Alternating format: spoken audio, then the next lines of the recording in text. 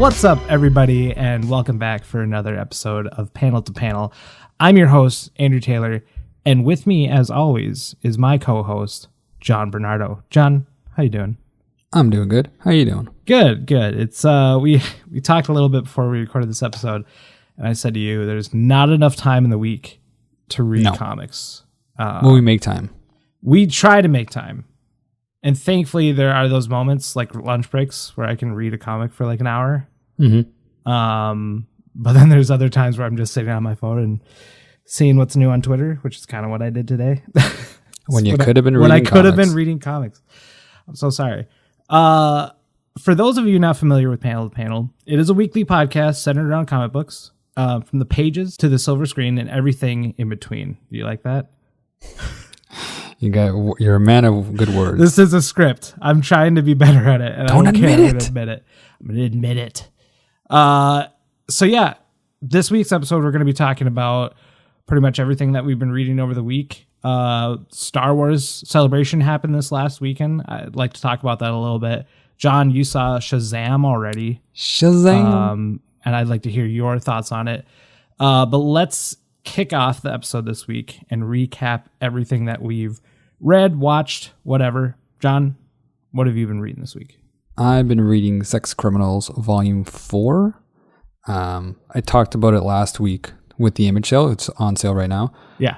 This book is a riot. You might have seen tweeting from the Panel to Panel account a few of the panels from it. Mm-hmm. And it's for everyone that didn't listen last week, basically it's about these two people that when they climax, they... Hey, to put it lightly. Yeah. When time freezes. Climax. Yeah, so time freezes. So they start off by robbing banks. And then they find out that there's other people like them out there that have the same power. And I'm on volume 4, so I'm not going to go too deep into it, but it's hilarious. Mm-hmm. It's a little crude, but it is absolutely hilarious. And it's this guy, Chip Zdarsky and Matt Fraction. They're the gentleman behind it. And it's one of my favorite series to read. Yeah. It's absolutely hilarious, and I can't recommend it enough. It's not my recommendation of the week, but it's what I'm reading right now. Yeah. So right now they're on volume 5, so I'm a little bit behind right now. Yeah. Well, I mean, you're not too far behind. No. And the nice thing about like Image series, I feel like they don't go too fast. Does that make sense? Like, they give you enough time to catch up. But what was I going to say? Chip Zdarsky, he actually... recently, and when I say recently, in the last couple of years, he relaunched an Archie series, which is kind of like the TV show Riverdale. Oh, Riverdale. Oh, okay. But it's like not as serious and like over dramatic as the TV series. It still has like that funny charm to it, like the original comic. I can't read. I can't. I've tried to watch it. I can't. Hey, I mean, you're not the only one. I watch it as kind of like. Ironically? Ironically, I put it on in the background, like I'm folding laundry, that sort of thing. Like it's whatever.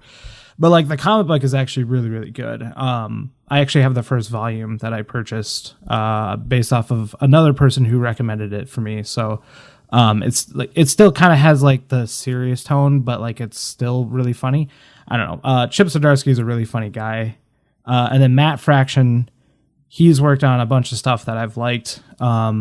If you haven't read the Hawkeye series that he wrote a few years ago, and that's wrapped up now, I highly suggest that as well. It's more of like a grounded take on Hawkeye, but like also funny. Is that standalone? Yeah, it is a standalone thing. So I've read like the first 2 volumes. I think there's 4. And jumping ahead, I should let everybody know, just a little jump ahead into the future. Sure. That book is on sale right now. The Hawkeye one? Yes, for $3.99 each volume. Each volume, you said? Well, the first volume is $3.99, so I'm sure the other ones will either be $3.99 or $4 or $5, but not furthermore. So nice, definitely something to check out. Yeah, I highly recommend that series, especially for anyone that is kind of like a Hawkeye stan, but who he clearly doesn't get enough love in the movies. But like if you're looking for that love, like you can definitely find it in that comic book. Looks like he's gonna get it in Endgame. Yeah, I'm excited for him in Endgame, to be honest. Anything else? Reading anything else? Nothing. Well, I have started to read Hellboy. Yeah. But we are not going to talk about that because we here at Panel to Panel are planning something special for Hellboy. you'll see soon. Maybe. Very, very soon. Maybe you won't. But I, like you mentioned earlier, I did watch Shazam. I don't know if you wanted to get into like a little bit of a mini spoiler talk about it. Yeah, let's talk about it. Yeah, I want to hear your thoughts first, though. Oh well, I loved it. It was a little bit slow to me at first. I think I didn't really know what it was supposed to be, but as it went on, I started to really vibe with it. I've never watched Big, so I didn't understand the comparisons that people were making, but I really, really enjoyed it. What I like the most about the character is how even when you're young and you want to be a superhero, I feel like he really gets to live that out. Yeah, absolutely. And that's really exciting. I was going to start reading the new 52 version of it. So a lot of people told me that's almost exactly how the movie played out. So I'm not in a rush to jump on that, but I know that it includes some characters that weren't in it, like Black Adam, which is something that they've hinted at in the movie, who is supposed to be The Rock, I believe. He actually produced the Shazam. I saw that. I was like, dude, can you just stop producing everything? But no, it was great. I really, really enjoyed it. It was really cool seeing, they filmed it in my city. So it was really cool seeing that in a lot of the parts, which is weird because there's some times where in the movie, they're filming it in Philadelphia because it takes place there. And then you'll see him super speed run to Toronto. I'm like, and it's supposed to be in the same city, but because they filmed it in two different locations.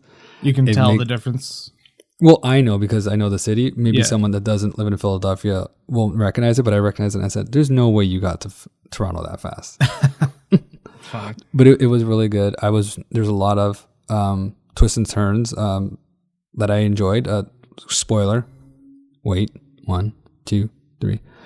When the family, it all turns into they're like a family of Shazams. Yeah, I really enjoyed that. I enjoyed that dynamic. The college graduate sister, though, she didn't really do much. It's like as soon as she transformed, they left her alone.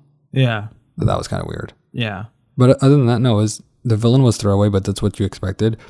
It was really silly. The setup at the end for the kind of like the Sinister Six kind of team that's going to be coming.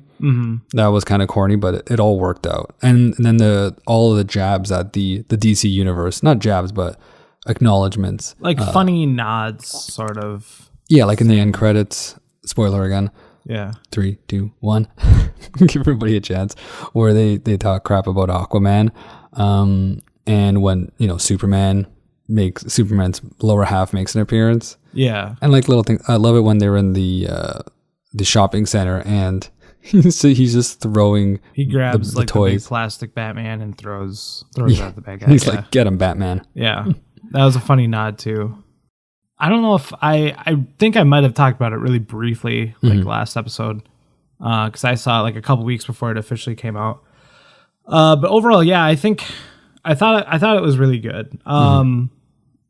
Sure, it was kind of corny, but I think that's kind of what it needed to be. Well, look at the hero. Like, look at his costume. Yeah, I mean, like, you can't take that seriously. He's super corny. Like, but it's a really cool thing because, like you said before, it is kind of it's a little kid like living out the fact that he's a superhero, which is something that like pretty much all little kids kind of think about every once in a while. I felt like that as a kid, right? Yeah. So seeing that is like, I feel like it really unlocks something inside you. Leaving the theater, I was so tempted to yell it out. Yeah. So tempted. Yeah. I didn't, though. I didn't. Someone's going to call the cops on you and be like, "This guy's crazy." I can't say the word because Shazam for some reason. I think he saw the new movie. I don't know. Like, I don't know. Arrest him. Who knows? Tase this guy. But yeah, I mean, like overall, I thought it was like a really good movie. I think it might be my favorite DCU movie. Easily, yeah. And currently, yeah, for sure, definitely currently. Aquaman was on sale on iTunes like the other day, and I think it might still be. I'm not sure, for like $10 or something. And I was like, you know what? This movie was actually pretty entertaining. I like entertaining movies. I bought Aquaman again. Not again, but like I bought it for digital or whatever. I still need to watch it again because I only saw it once in theaters. But honestly, I think it started with Aquaman. Like the whole turnaround that we kind of talked about last episode. I think they just kind of realized that if we're going to do this, like we need to focus on the characters first before any ensemble movie. And at this point, I honestly don't really want any more ensemble movies from them, just because not from them. they don't really know what they're doing with that sort of thing. Well, because they're trying to rush what took Marvel 10 plus years. They're trying to rush it in like a small amount of time. Yeah. And we talked about how we kind of like the idea of them doing like these standalone movies, like the Joker, like we talked about last week. So yeah, there's so many good DC standalone books and standalone animated movies. Why not just continue that? Yeah. And I'm excited for Shazam too. Like if Black Adam's in there, that'd be awesome. Well, the rumor was that they were gonna have a Black Adam movie. Yeah, and I think would be. I think they should just incorporate and not do it separate. I mean, I don't know anything about the character, but if what I've read about him is what it is, like he's like the one last family member or whatever. They should have. And obviously, I'm probably wrong, but I know like there was supposed to be 7, and there's only 6 kids. So I think there's one more, and he's the last person out of like the wizards.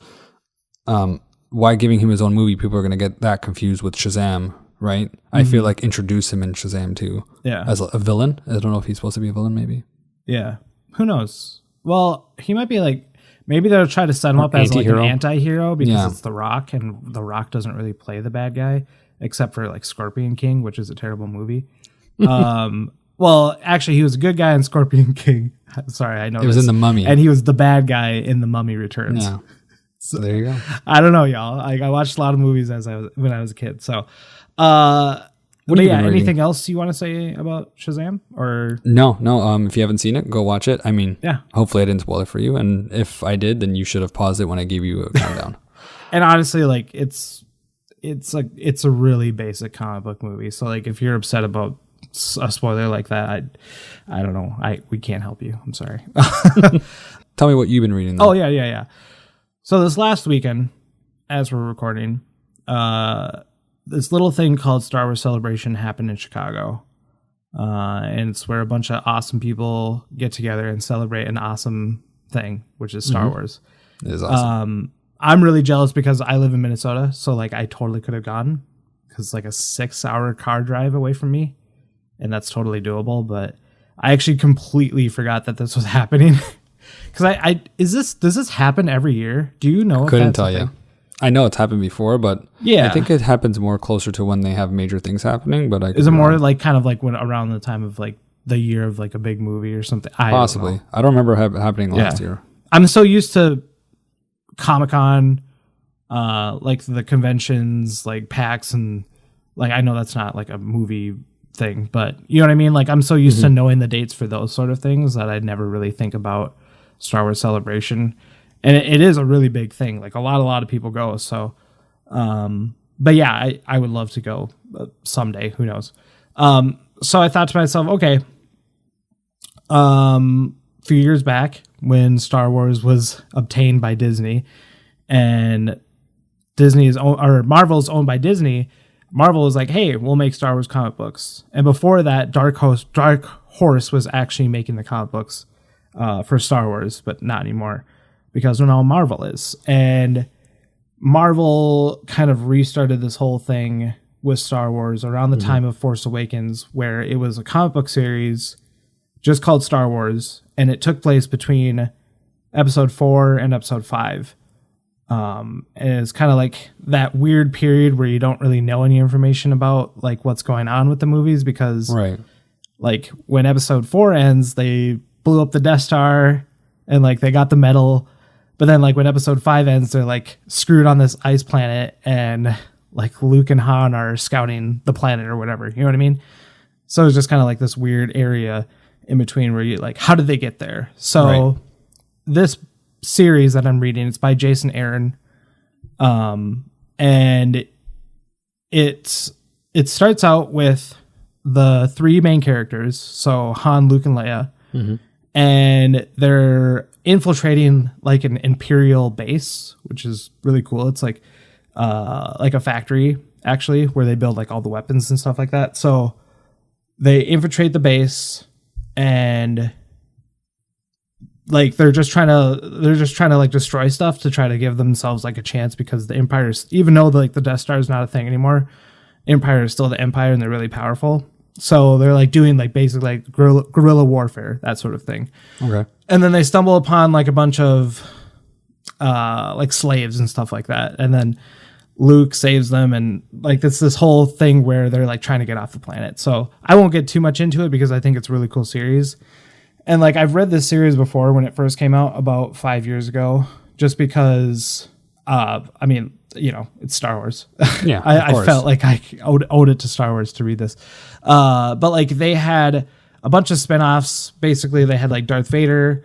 They had a spinoff for the Doctor Affair. What's her name? Affair. Dr. Aphra. Aphra. Which I actually, not to like cut into your thing, but I actually did read the Darth Vader one, which had the spinoff, and I actually really enjoyed that character. So I actually bought that book, both like volumes 1, 2, and 3. Yeah. Haven't read them all yet, but I really enjoy that character.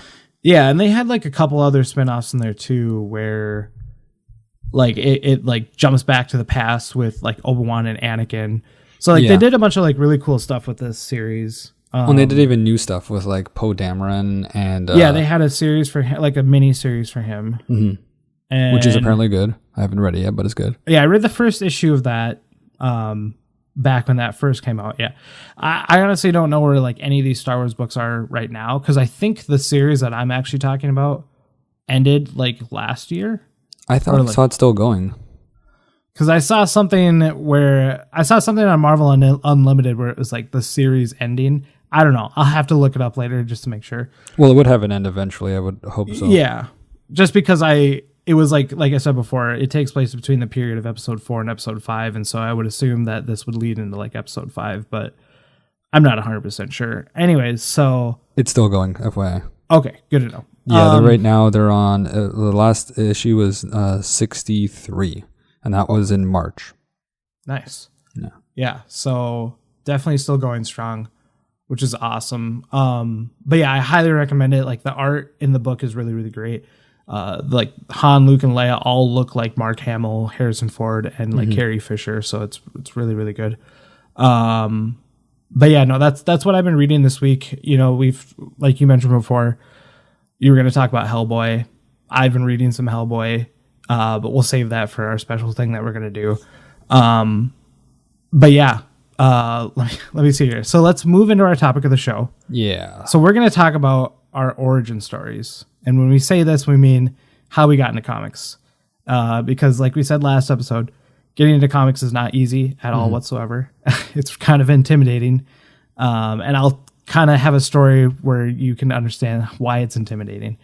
But John, I'd like to hear your story first and how you got into comics. Yeah, I'm actually pretty green on when it started. It was definitely a late bloomer. It happened, I want to say about 8-10 years ago. Free comic book day. There you go. And I picked up a bunch of, because we moved to a new apartment that had a comic book shop down the street, and I never lived close to one. So we moved down to this one, and they had a free comic book day, and I picked up every single thing. Yeah. But all of it was just, random issues. I don't know the continuity or anything like that. So it was kind of hard to get into, but I wanted to keep going. So I kind of kept my ear to the ground about what was going on. And I heard about a book called Black Science. Now, Black Science, I couldn't even get because the issue with physical is if you miss issue 1, then you got to wait for the second pressing and the third pressing and all that kind of stuff. Yeah. It's so hard to get it. So eventually I was able to, get a few of those. And that was my first book that I tackled. And just the beauty of the artwork. And I'm not a big reader, so having the artwork there to help me visualize what was going on really helped.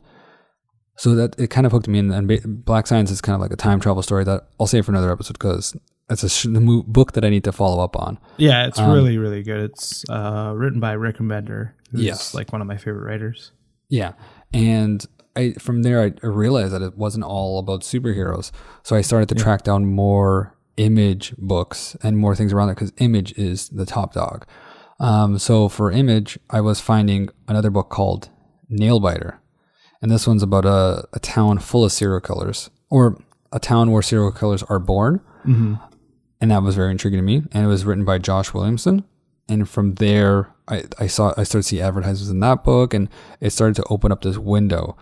So that's where like the physical came in. But eventually, buying them issue every like week, I would go in there every couple of weeks, every month. The the cost just became so high. Yeah. So I kind of drifted away for a bit on that until Comixology started to rear its face in, and I started seeing sales. And then I ended up getting the entire Lock and Key series for, I don't know, maybe $40. Yeah. But except I did it issue by issue because I was so afraid of committing to digital content that I figured if I buy this at 99 cents an issue, if I want to back out at any time, I just stop buying them.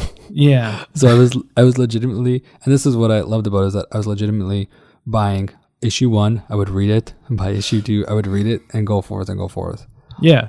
And then kind of just from there, it just became the online, the digital storefront, I felt is what made me more comfortable personally, because going into, and I was still buying physical, just not so often, but I had so many books on my pull list, and on a pull list is, the list of books that they come to your shop every month.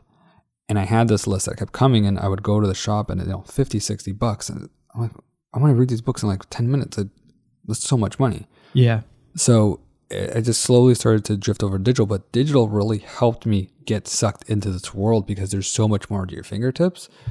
And that's kind of where it all fell for me. And well, technically I didn't start there. I did have one comic when I was a lot younger, and I remember getting this at a dollar store way, way, way back. And it was The Mask. And this was shortly after The Mask. Remember the movie The Mask with Jim Carrey? Yeah, I remember. So shortly after that, there was a book, and I'm pretty sure it was published by Dark Horse. And it was an omnibus. I forget how you say that word, where it's got like the complete collection. Yeah. Omnibus. Yeah. And it was not the movie. Yeah. It was way more violent. It was way more graphic, way more cursing. So this is what it was connected to. So that was I would say that was the first actual comic book I ever got, but I didn't actually get into the comics. I didn't actually become a butterfly out of the comics until Black Science and everything I mentioned there. But ever since then, I've taken breaks here and there, but in the last year or two, it's just been with so many digital services popping up and being able to keep up the trend of it, I've been able to fall more deeper into it. Absolutely. Where do you feel like you are now, like with comics? Like in sort of a, like, what'd you say, like an amateur, intermediate? Like, how are you ranging that? I mean, do you call yourself like a connoisseur or like? No. Okay. I would say whatever is below connoisseur for probably an amateur, I guess. I mean, yeah, I feel like I'm in between because I know enough that, if someone said, hey, I want to read some books, I can tell you for about 30 minutes, I can give you probably 30 books that you should be reading. Yeah. At least. I'd say like you're a low tier connoisseur. Yeah, exactly. Low tier. Yeah, I'll take low tier. Yeah. No, that's awesome. Like, it's interesting to hear kind of people's first exposure to a comic book. And, I've seen The Mask. I've seen that movie. I didn't know there was actually a comic book for it. And it's also kind of surprising to know that the comic book is way more mature rated than the movie itself, which is, there's still a ton of innuendos in that movie. Mm-hmm. But there's so many books that are like that too, where they bring them to the screen and they kind of have to like change the whole thing for it to be worthy of being shown. But yeah, I mean, for me, it was kind of like that weird thing where I grew up with like the Spider-Man TV show, like the X-Men TV show, and like all those like Fox, WB, like superhero TV shows, Batman, Superman, Static Shock, Batman Beyond. I think Justice League came out when I was still in like middle school or maybe high school. I can't quite remember. But I still watched that too. Like, I didn't care how old I was. Still watch animated to this day? Yeah, I still watch. I was just watching Batman Beyond like last week, so I gotta watch that. Yeah. But yeah, that was kind of like my first exposure, per se, with comic books. But then one day there was this like shop that was in a town, like the town I grew up in, during my like middle school, high school years. And I can't remember the name of it, but it was kind of like one of those shops that had like comic books, but then they also did like D&D there. which like is like most shops. like Dungeons and Dragons, but they had like collectibles too. Mm-hmm. So like it was kind of like it was like a nerd paradise. That's how they stay alive now, right? They have to sell Funko and all these figures, and no one buys the actual comics. Like that's not going to keep the store open. They got to buy all the extra shit. Well, like I mean, with that sort of thing, I think you still have the regulars that come in like every week, who are the ones that like stand around. They have conversations about it for like half an hour, and then they're like, "All right, I'll get my poll now," and then they just leave. Yeah.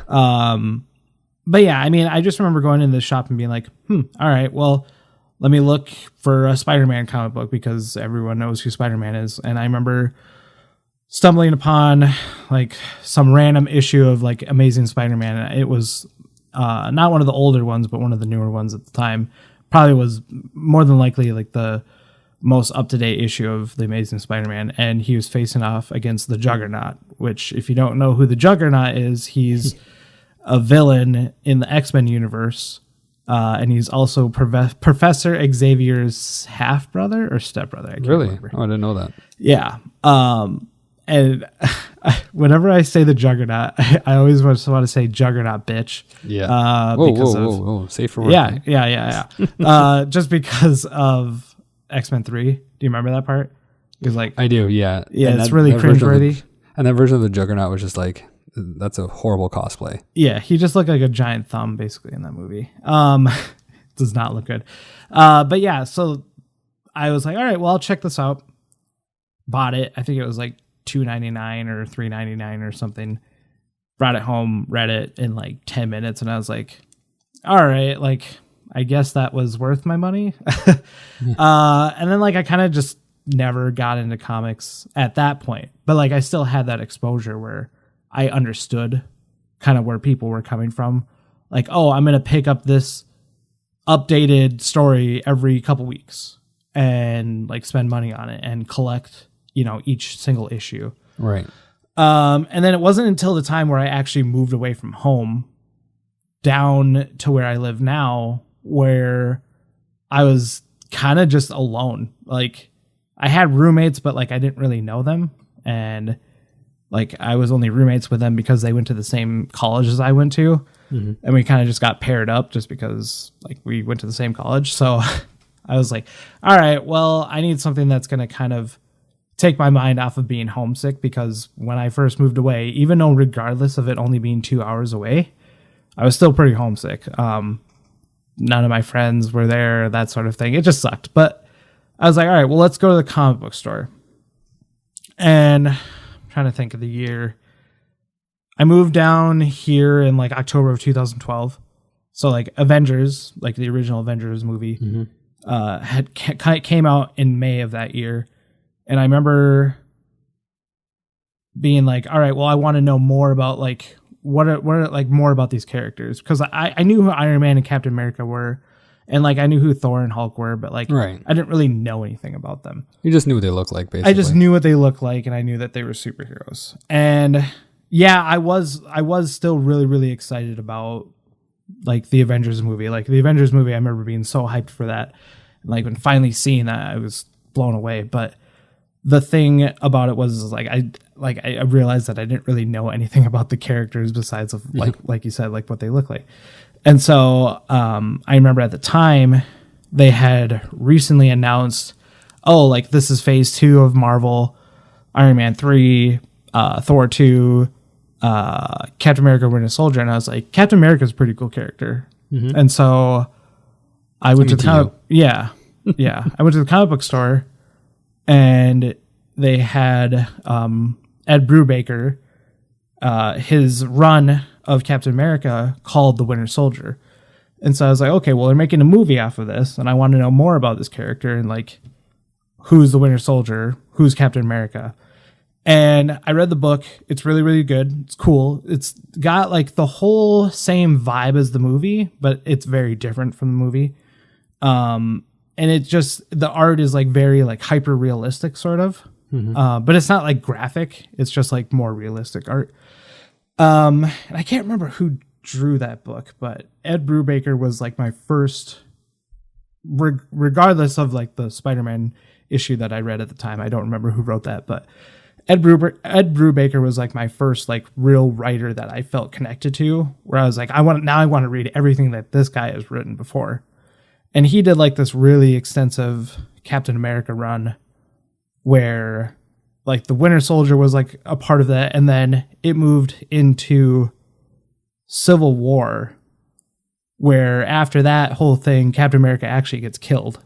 Oh, spoiler. Yeah. Well, I mean, it's been out for so long. So, but yeah, he gets killed and like Bucky takes over and there's like this whole storyline about that. And I actually have that whole line too, of comic books. So, but I haven't read, I have one that I actually haven't read that I've had forever. It's like one of those things, you know, where you buy like a physical comic book, you just never read it for some reason. Well, you bought it because it was on sale or you saw it in a bin or something, right? Yeah. And I felt obligated, like, oh, I still need to like continue that story. And one of these days we'll get back into it. But yeah. And then I just, from there, I was like, I really like comic books. And I started reading like The Walking Dead. Not the TV show, the book. Because the book is way better than the TV show. Yeah. And then I remember buying like the omnibus for Walking Dead. And then I was like, well, you know, obviously there's a bunch of collected issues here, but I want to start somewhere. I want to like pick up an issue number 1 and I want to like continue down that line versus like having this collection of trades, which is totally fine. And honestly, like my preferred way of reading comic books is having like collected issues. But I found like this comic book store that was like probably at the time was probably like 10, 15 minutes away from my house or my apartment. And I just walked in and I was like, hey, I don't really know anything about comic books. Can you help me find something? The guy that was working there, he kind of came off as what we know as the angry comic book guy. From The Simpsons? Yeah, kind of like from The Simpsons. But I think he just realized like, oh, all right, well, there's nothing going on. I might as well help this guy. That sort of like attitude. And he was like, all right, well, what are you interested in? I'm like, oh, well, you know, I like Marvel. And he's probably thinking to himself, oh my God, here we go. One of those guys. Yeah, one of those guys. But like he actually like took the time to like help me figure something out. And from there on out, that was kind of like my comic book place for like a really, really long time. And I was like you, where I was buying single issues every week and like a sucker. Yeah. Going in there, asking for my pull list, which would eventually rack up to $50, $60 every week. And it was kind of like, there was a point where I realized, even though I didn't have like a wife like I do now, or like any real responsibility, I was like, yeah, $60 a week is, you know, that's a lot of money. So yeah, I eventually quit that like within the first probably year. I did that for a year where I was like going in every week and spending that amount of money. It was probably not a wise thing to do, but it was like, it was a really fun experience to have that safe space to go to and feel accepted and have conversations with other people who are excited about the same comic books that you were. But yeah, I mean, you know, I'll always remember that first time going into that comic book store and like having that conversation with that comic book guy. I don't remember his name. I think that comic book store actually closed. Issue 1 of Radioactive Man. Yeah, but he was kind of like that, where, you know, degrading, but all right, well, I might as well help this guy. So, but yeah, like having that conversation with that person was kind of the reason, like having someone being like willing to help you was nice. A Sherpa. Because I don't think I ever would have figured it out on my own. Like not especially with not with Marvel and DC. Yeah, but now I'm able to help people figure it out for themselves. Where it's very easy to be like, someone will post something on Twitter and be like, "Hey, I want to get into this character. Where should I start?"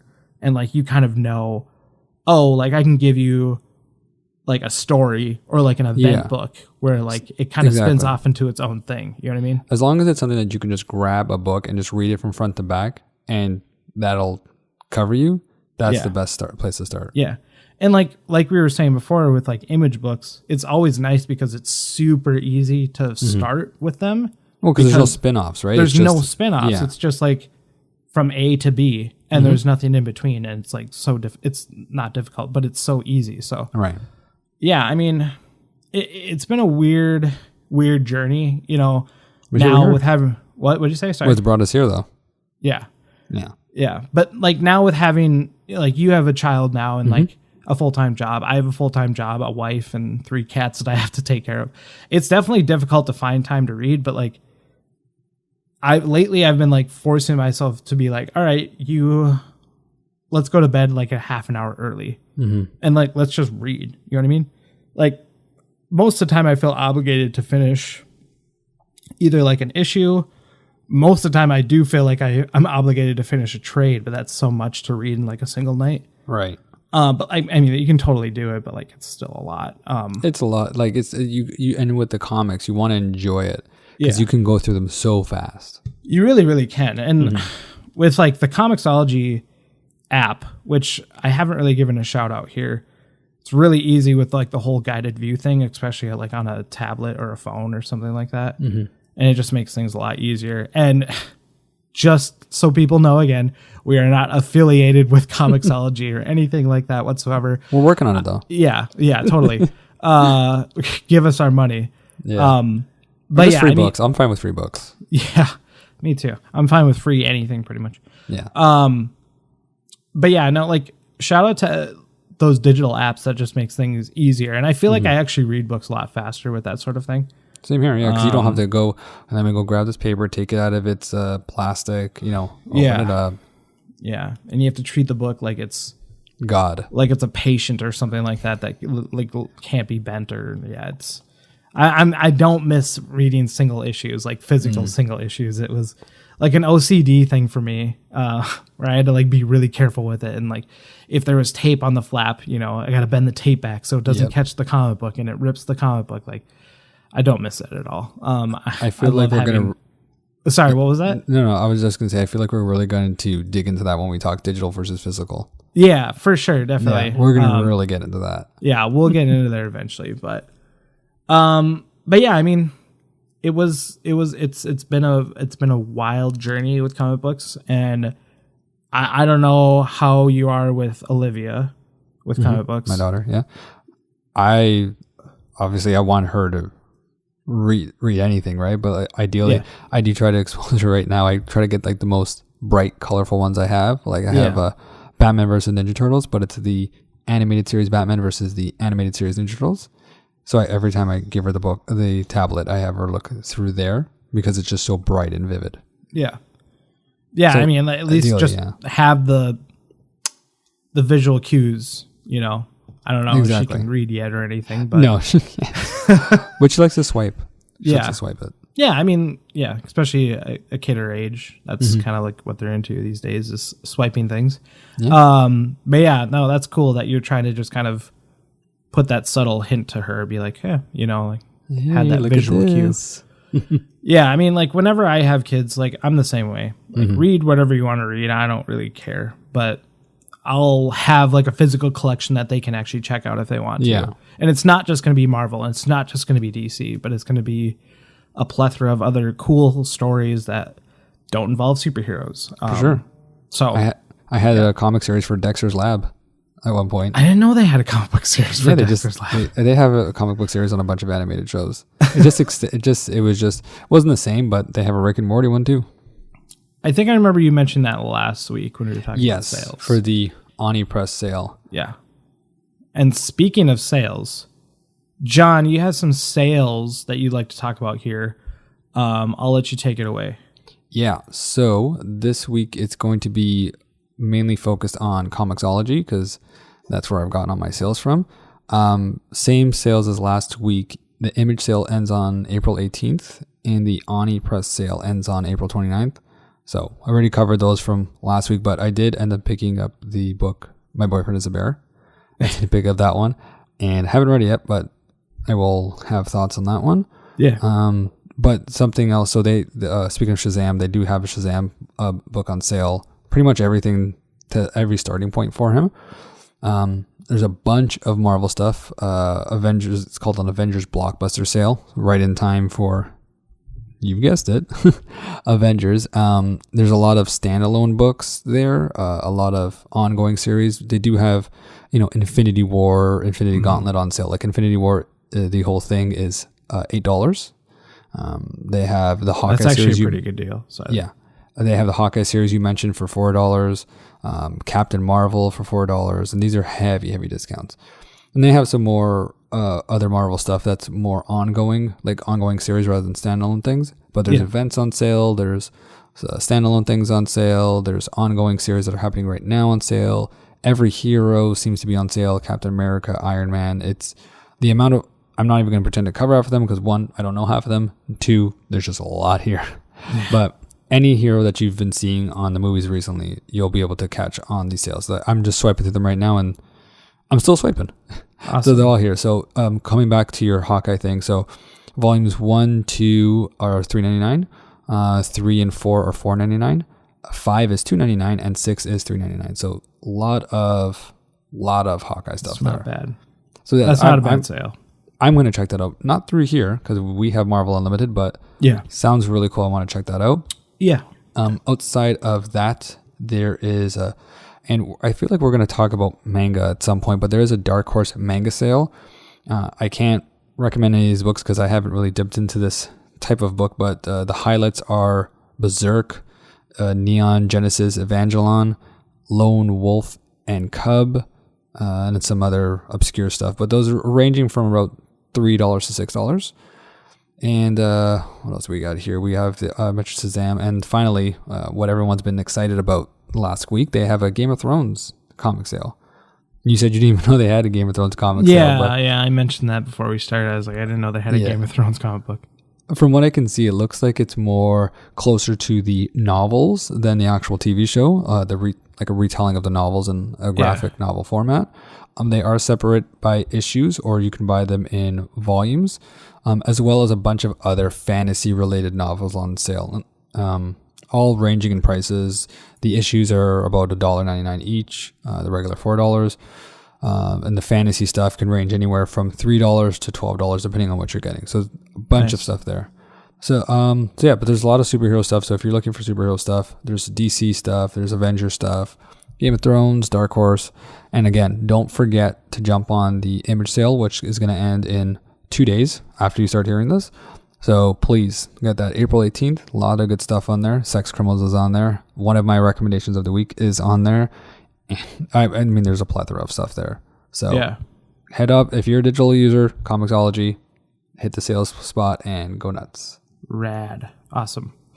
So before we wrap up, we're going to do our recommendation of the week. Yes. John, do you want to go first?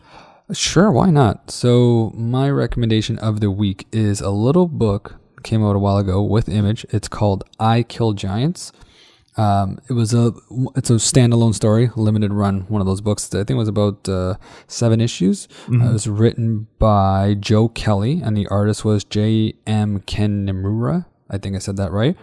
And the general basic plot of it is it's about a girl named Barbara, and she's struggling with her life. Like she's got some mental health issues, and the way she deals with them is by escaping into a fantasy world that has magic and monsters, and she is this warrior in her mind.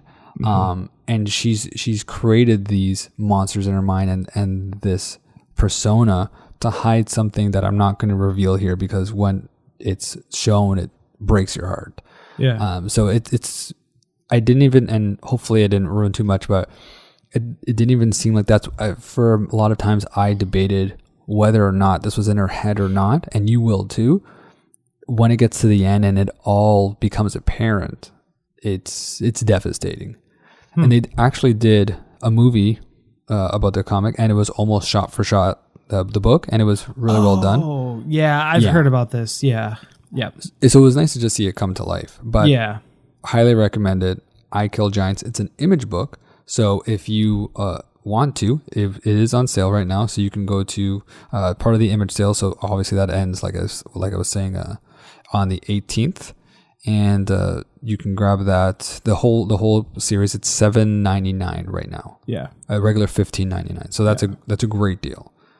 So I highly recommend that one. The 18th is this coming Thursday. Yes. So if you're listening to this at any time, just remember Thursday. If you're listening to this past Thursday, then forget about it. But it'll probably be on sale again. Either way, if you can't afford the book, watch the movie, then go get the book. Whichever order, it's a great series. Yeah. I've heard about it. I've seen the trailer for it. It looks really interesting. It's like the little girl. She's like wearing like bunny ears or something like that, right? Yeah, that's the one. She has like some sort of axe or something. I don't know. You got to read it. Yeah, I'll check it out. Is it on Comixology Unlimited? It is not. Okay. Well, if it's on sale, then it's not going to be expensive. So. I'll get it to you. Don't you worry. Okay. So my recommendation of the week is a book called Motor Crush. I heard about that. It is written by Brenden Fletcher, Cameron Stewart, and it's art by Babs Tarr. And if you don't know who Babs Tarr is, she's actually a friend of the show for Kind of Funny. And she's worked with them before. Basically, think about it this way. It's like Speed Racer, except way more mature. Okay. So it revolves around this character. Her name is Domino Swift, which is a pretty cool name, not going to lie. That's pretty badass. She is like a professional like motorbike like racer in like the racing capital of whatever world. I don't think it's Earth, or it's just kind of like one of those whatever, you know what I mean? And she also does this other thing. It's called Cannonball, which is like the illegal street racing version of like the motorcycle racing. So like, but no one knows it's her. Who's like, she's like number one in Cannonball, and she wears like a helmet, and no one knows because she's trying to protect her actual persona of her being like a professional racer. Does that make sense? Yeah. So like she does it like on the side. It's like a side hustle basically. Yeah. But yeah, she gets some trouble. There's a lot of cool like twists and turns with the book. I highly recommend it. It's an image book. So I mean, we're gonna in the weeks to come, we're gonna be recommending a lot of image books. And like I said with the sale, this one is $4 for volume 1, $7 for volume 2. Yeah, I definitely recommend volume 1, which kind of it really does a lot of world building. But then, like I said before, there's still like a lot of twists and turns, and there's kind of like this cool thing that I'm not going to talk about, that something comes back from her past, and it just kind of turns everything on its head. But it's really cool, and I definitely recommend people checking it out, especially for something that's kind of fresh. And Babs Tarr, her art is so good. It's very colorful. There's a lot of neon colors, which is always usually catches people's eyes. But yeah, no, it's awesome. But yeah, I'm adding it to my list. Yeah, you should add it to your list. Definitely check it out. It's how much did you say it was on the sale? $3.99 for volume 1. Okay, yeah, that's not bad at all. So before we end here, John, is there anything else that you'd like to touch on before we go? I just want to tell everybody our new slogan. You texted me this and you said, "Hey, we got to put this on a shirt." I'm just like, I just came to me and I was thinking that you would have just told me, okay, sure. But I guess you kind of liked it. So yeah, I was down with it. We're always trying to push over how much it's important to have standalone stories and all that kind of crap. So our new slogan is continuity not required. Yeah. If you like that, we're going to put on a shirt or a hat or something. Yeah. Do you guys want to buy shirts? I don't know. Someone tell me. Yeah. Well, episode 2, you want shirts? Yeah. Let us know. Tweet at us. Let us know if you want that or not. Yeah. Like I said before, and I don't want to beat a dead horse or anything like that, but comic books is it is an intimidating thing, and like continuity is such an intimidating thing because you don't know where to start. So it's not required here. That's the whole premise of the show. Do you want to tell everybody what we're going to be doing this Friday? Yeah. So John and I and a friend of mine, Jared Green, who's actually a massive Hellboy fan, we're going to be doing a bonus episode, doing some sort of character highlight where we talk about the character Hellboy, and talk about him like in the media, more so like the movies, his newest movie, which unfortunately isn't doing great at the box office, but I'm still open to seeing it. There's a couple animated movies that I recently watched, starring Ron Perlman, actually. Oh, wow. And then like the Ron Perlman movies that with Guillermo del Toro, who directed those. But yeah, I definitely want to have a conversation about the Mike Mignola comic books about Hellboy because they're really, really cool and super massive. And there's a ton of world building. One thing I noticed today when I was kind of doing my research on Hellboy is he's basically Van Helsing, except he's a monster too. If you think about it that way, because he hunts monsters. True, yeah. Which is cool that a monster hunts other monsters. But yeah, so that'll be coming out this Friday. Yes. So when this comes out tomorrow, it'll be like a couple days after that. On the 19th, let's just say that so people know. So yeah, we're just going to talk about the character, and Jarrett knows a ton about Hellboy, so I kind of want to pick his head about it, pick out his brain about it, just because he knows a lot more than you and I both do. Yeah. And there's like a lot of cool stories about the character, and he mentioned, he said he saw the movie, but he mentioned like he wasn't the biggest fan of the newest movie, but he did say like there's a lot of cool comic book elements that they took from it. So that's something I'm kind of excited about. I think the first Guillermo del Toro movie took a lot from the very first volume that you're reading right now, John. Yeah. And then like the second one, I think he kind of just went off on his own thing. And I'm not sure if you've seen the second movie. I have, but a long time ago. I'm trying to cram it in before tomorrow because I'm going to go watch the new one tomorrow. Yeah, yeah. And I think he kind of went off on his own with that movie, but it was still really cool and fun. Very more world building in that movie too. So yeah, that'll be coming out on Friday, April 19th. And yeah, look for that. We'll probably talk about the character first before doing any sort of spoiler review of the new movie, but that'll probably be towards the end of the episode. But yeah, I think that's going to do it for this week's episode. Yes. We want to thank everyone for listening and for all the continued support. If you haven't already, we'd greatly appreciate it if you left a review.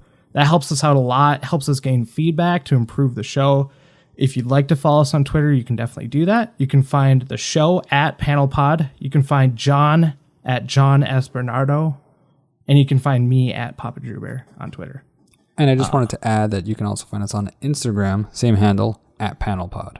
There you go. You've been doing a lot of cool stuff. I've been slacking on the... I've been really slacking on the social media. Well, since comics such a visual medium, I figured that's going to be the spot where we're going to highlight a lot of everything we talk about in this episode. Later in the week, we'll be highlighting it on there. So anything like that, you can bring it over. Yeah, for sure. Awesome. All right. Well, everyone, thank you so much for listening, and we will check in next week. Bye-bye.